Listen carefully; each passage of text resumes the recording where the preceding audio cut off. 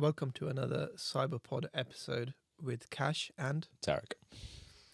in today's episode of our Threat to Your Business series, we are focusing on web attacks. And we've spoken about phishing, malware, ransomware. I think leads us on to your applications that are vulnerable or online and can be attacked, or usually are attacked the moment they go online by threat actors. So we will jump into some of those attacks, jumping straight into number one, T. Yeah, so the first one we're going to start with is cross-site scripting, or the acronym you occasionally see as an XSS, annoyingly, X instead of C. But these attacks essentially allow an attacker to add malicious code to a website or a page, right? And it's usually done to either exfiltrate data or try and redirect the user to a spoofed or malicious website. And you actually often see this in conjunction with phishing attacks. I think a good example is, injecting a script into the website so that they've clicked the link and it looks like it's gone to the NatWest website. It's actually gone to their illegitimate domain. It forces, or it triggers you to fill out the details for that website. And then after you fill that out, it reloads the page and sends you back to the NatWest domain. So they've captured the details they need from you, and it didn't work, but you're now at the NatWest domain. So And when you enter the information again, which people tend to do, that didn't work, so I'll just try my login credentials again. It works. cool. So then you don't think anything of it, but they've captured your details there. So essentially, it's malware disguised as something harmless, a PDF, a software update, and essentially it's used to extract that sensitive information, helping you to take control of a user's account or their device to carry out further attacks. Now, to prevent cross-site scripting attacks, it's all about sanitizing your data inputs, right? So looking to deny things like special characters, symbols, to avoid like the injection of code. It's often the way that attackers will use this to actually inject their malicious payloads in there. When you have like unchecked or cross-site scripting attacks, you can actually hijack a user's session and then start things like server-side request forgery attacks. Now, this goes into a lot more detail, so we'll add like a blog to go into more information on these areas, but this will just touch on these aspects in here. So That's the first one, cross-site scripting. Yeah, and then the second one we'll touch on is SQL injection. It's gone down in the volume and successful number of attacks over recent years. There's a website called OWASP Top 10, which tells you the most common type of attacks and how successful, and they rate them from 1 through 10. And I believe injection was very high up on the list. It's now moved down to about 6 or 7. Can't remember exactly, don't quote me on that, but it has moved down quite a few spaces. But it's still in the top 10. It's still a big risk to businesses. And essentially what it is it allows a user to input SQL command via either the login or an online form or something to pull information from the database. And one way you can restrict this is by sanitizing the inputs, restricting what functions can be executed by an SQL command. But I mentioned to pull data, but it's not just pull data. They can delete things in your database. They can change the information in your database and affect your systems that way. Yeah, it's very much focused on the database side of things. Yep. Yeah. So in the next one, it's all about broken authentication. And I think a lot of studies highlight that authentication issues are one of the biggest ways in. Like we've spoken about previously, an attacker wants access to an account, right? And so if they can get access to a legitimate account, they can start using the privileges assigned to that to do these things. So it can be, weak or exposed passwords. It could be that your password has been exposed on a dark website and has been reused across multiple sites, and now attackers are using that to try and get access to the different systems and services you have access to. it could also be through like brute forcing attacks. So there's different ways that attackers can actually try and break the authentication mechanism so that they can get into a legitimate user's account. Things like session IDs. So whilst you're logged in and using, an application or a website, you have like a period of time that's like referred to as your session, right? And during that session, you don't have to re-authenticate. So you might have logged into your banking application and you could start doing different operations. And during that time period, if you open up another window in your banking app, you'll still be logged in. It won't force you to re-log into that. So one thing an attacker might try and do is steal or hijack that session, because that session is authenticated. That session, doesn't need to be revalidated. So if you don't have proper protection over those things, that's a potential way in for those. So then it's all about like invalidating sessions, right? So if you're not viewing another user then trying to initiate that session as a new session, rather it's the same session continuing on another device, you're opening the door to an attacker potentially hijacking that session. So things like having a strong password policy, making sure that you've got like HTTPS, so like encryption over that session to stop credentials moving in clear text, having like sessions that are invalidated after a period of time. So there's a particular period of time, then you have to re-authenticate. And also enforcing multi-factor authentication is a really big one, because it's all well and good stealing somebody's access credentials or stealing somebody's password, but actually to get in, if there's a second factor, that's not associated to that. And as long as that's something that is continually changing, so like for example, you have an authentication app on your mobile phone, that is constantly updating. Called an OTP, a one-time password. Yeah. So yeah, really, really good way to kind of reduce that threat vector. Yeah. Then we go into fuzzing. Fuzzing is essentially when somebody tries to attack your application by sending loads of random data or fuzz to cause it to crash. When it crashes, that then identifies any weaknesses within your software that they can then take advantage of and exploit. The best way to combat this usually is to make sure that any applications that you're using are up to date. I think we're going to keep going back to that point. Update your devices. Update everything. Yeah, definitely. And then I guess leading on from that, a nice one that is quite well linked is components with known vulnerabilities, right? So whilst you may have an application or service that you might have designed in-house, it may be using third-party components throughout that application as well. So there's often very complex applications that have different tiers and different components within it, and actually there's this long sort of supply chain, right? And often, particularly for like really complex applications, this can get out of hand really quickly, and you lose track of what that application composes of. So there's this thing called software composition analysis, which is all part of like the secure development lifecycle. Yeah, SCA. Yeah, Sure. and it's a really big area, because I think, like I said, people often overlook what they have.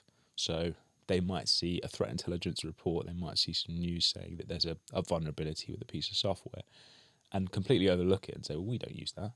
Yeah. But actually it's a I think component. For coders, a good example is if you use Python and you're pulling in Python libraries, the SCA analysis will scan those repositories that you're pulling in and tell you whether there's any vulnerabilities within that code. Yeah. And it stops you can put hard fails on to stop you using code that has vulnerabilities in it, or using functions within that code that have vulnerabilities. So you can use functions that don't have the vulnerability, just don't use the badly coded part of that repository. Yeah, and I think, listen, SDLC is a huge aspect in itself, but I guess some of the key principles that we want to call out here are things like code signing, validating that who has actually put together that, having like quality control in place. So you've got someone developing it, you've got someone reviewing it. You want to make a change to the code, you've got somebody submitting a pull request and a different user reviewing and approving that. It's not being approved by the user that actually sent that request. And then having like those threat detection and prevention tools, so things that will actually look at those packages, try and identify like vulnerable dependencies.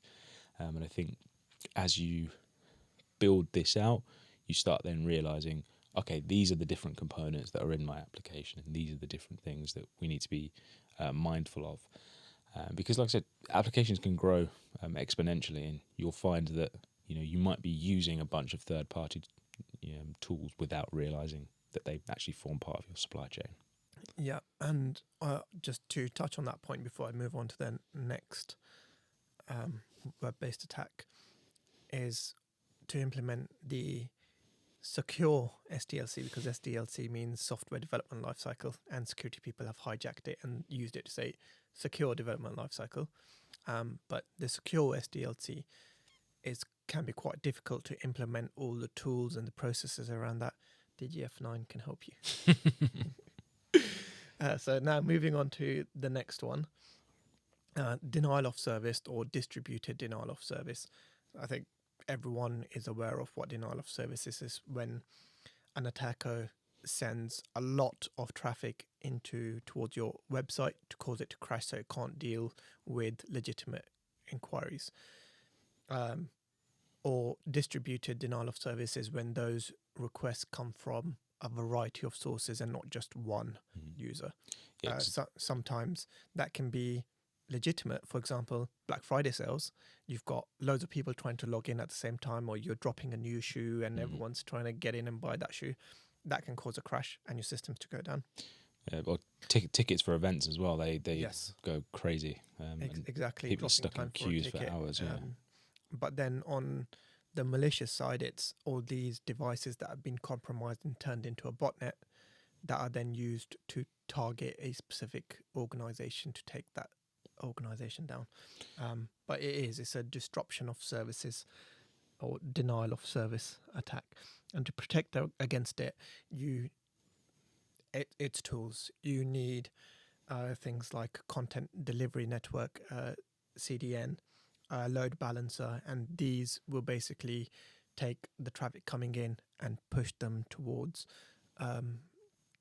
pots where it's not like there's capacity available. Yeah, it's all about offloading it. Exactly. Right? Yes. Yeah.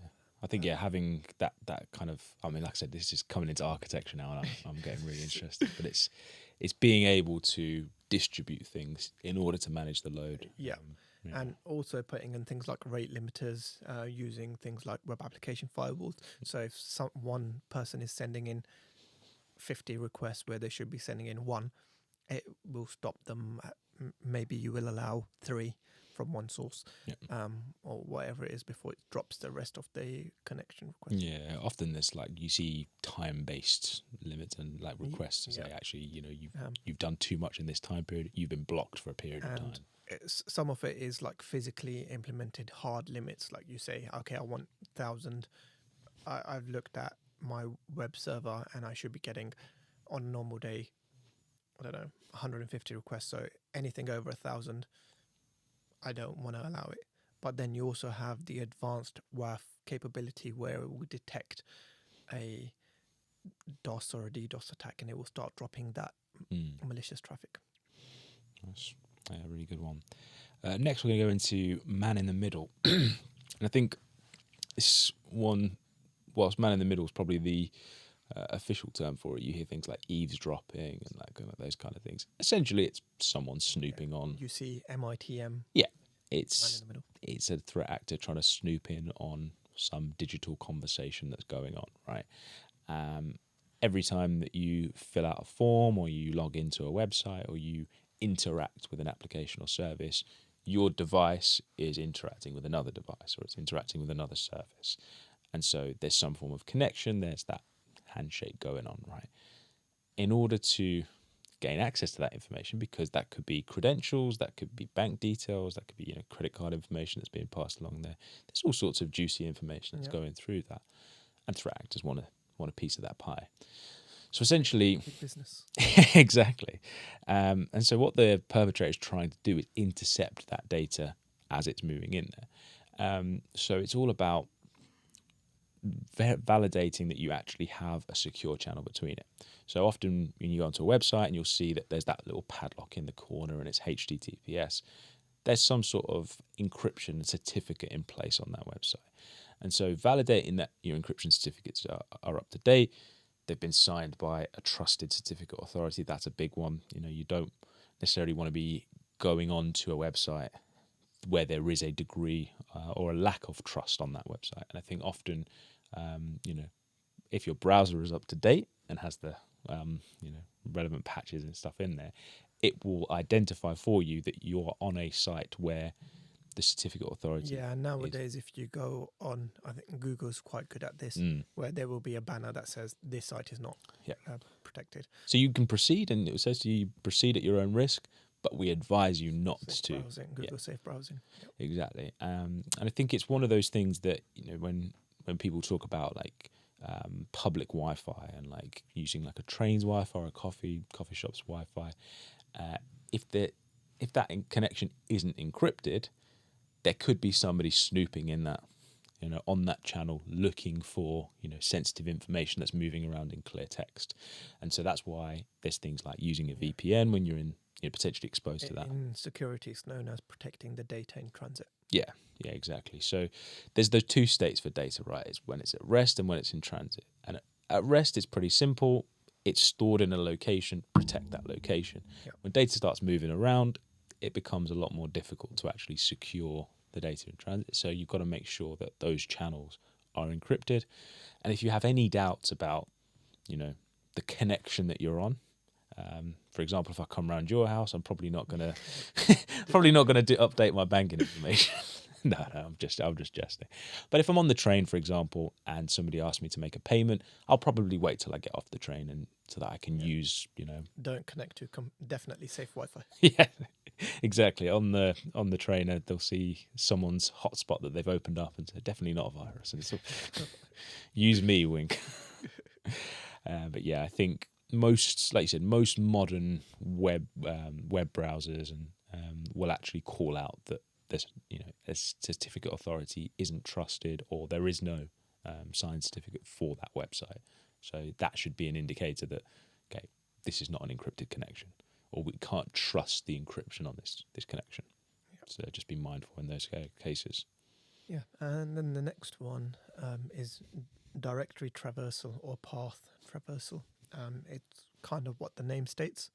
It's when the attacker tries to get into access different files or directories outside of the target folder, which they potentially shouldn't have access to, and potentially get access to the site or configuration files or even the database or other files and folders that you have stored on the website. I think there was a known issue with Amazon S3 buckets many years ago now, back in 2017, 18, 19, around those, before pre-COVID, where buckets weren't protected properly and you could navigate around and get into stuff. So you'd open a link and you're like, oh, what's in the subfolder of that? And you'd get access to those files as well, even though you shouldn't have been able to.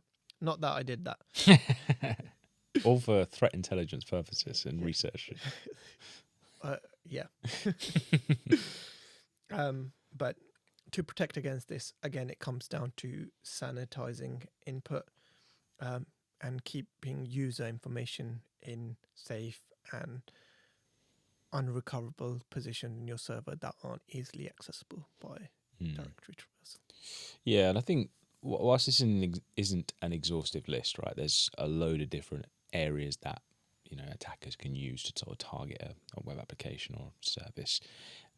Their general principles remain the same, right? It's all about looking at the connections, looking at the way that the interaction occurs. So like the inputs, sanitization. We mentioned sanitization 3 or 4 times there. Exactly. Well, at the end of the day, for your application or service to work, the user has to interact with it in some way. Yep. So ensuring that the user interacts in the way that they're supposed to interact with it. And often when you go on, well-designed applications, you'll find that you can't put in certain characters, or it will reject certain characters, or you try and put in the field for your email address and it will say that's not a valid email address. I'm not going to accept that, because you're not necessarily doing something malicious, but it's just saying you have to follow this process for this application to work properly. On the other side is, even if you're doing the right things, make sure the error messages aren't going back, or if they are, they're not clear and they're not telling you exactly what the issue is, because that can give the attacker information. What you want to say is something like incorrect password. Yep. And it if we say password credentials, like user types in a email or password, the error message you want them to say is password or username is incorrect. Doesn't tell you which one. It doesn't tell them which one, if it is a genuine account or not. Because like that, you can say, hey, genuine account. Now we just need to brute force the password or whatever. So error messages can give the attackers some useful information. Try and not to let them. Yeah, I think that touches nicely on like thinking about your scenarios, right? So when you do things like threat modeling, you look at the application or service and you go, what is this supposed to do? Like, what am I expecting users to do with this application? Like, not necessarily just thinking about it from a threat point of view, thinking about it from like general use. Like, what do I expect people to want to do? Is it configured to do that? Probably yes. Okay, so now I've validated that it can do what it's supposed to do. Can I stop people from doing what they're not supposed to do in there? Both from a user functionality perspective, you don't want people breaking the site or having issues with using it, but also making sure that people can't start like targeting it and like trying to take advantage of that. Or accidentally misuse it. You want them to use it how you've designed it to be used, not how they think it should be used. Yeah, exactly. But like I said, it's very important to have like defense in depth. So looking at your application, your service, and going, right, okay, what are the things that can go wrong here? What are the different ways that an attacker might look to target me? And then building in scenarios and building in mitigations to those. And then you have a clear view of, okay, where are potential shortcomings? Where do we need to have additional like compensatory controls? For example, you might turn around and say, okay, the best way to secure my application is to block public access to it. That way no one can do a denial of service attack to me because it's not accessible on the public domain. Brilliant, I've sorted that out. But then somebody turns around to you and says, for our application to work, users need to be able to get to there. So I kind of need to give public access. So you go, okay, right, so I can't just take it off the public domain, but what I can do is put rate limiting in place. I can, look at what kind of regions and then that way you've accepted the risk. We're going into risk methodologies, which will, again, I feel like we keep saying this, we'll address this in a future episode when we talk about risk management. Yeah, huge topic in itself there. But essentially this topic has been all about, common web-based attacks. Hopefully it's been useful. And we will follow up with a blog post along with this episode. Yeah, a lot more detail on those aspects. But yeah, please let us know in the comments if there are areas of particular concern, particular types of web-based attacks that you're most interested in, that you'd like to hear more about in more detail. But yeah, it's glad for joining us on this episode, and we'll see you on the next one. I've been Tariq. I've been Kash. See you on the next one.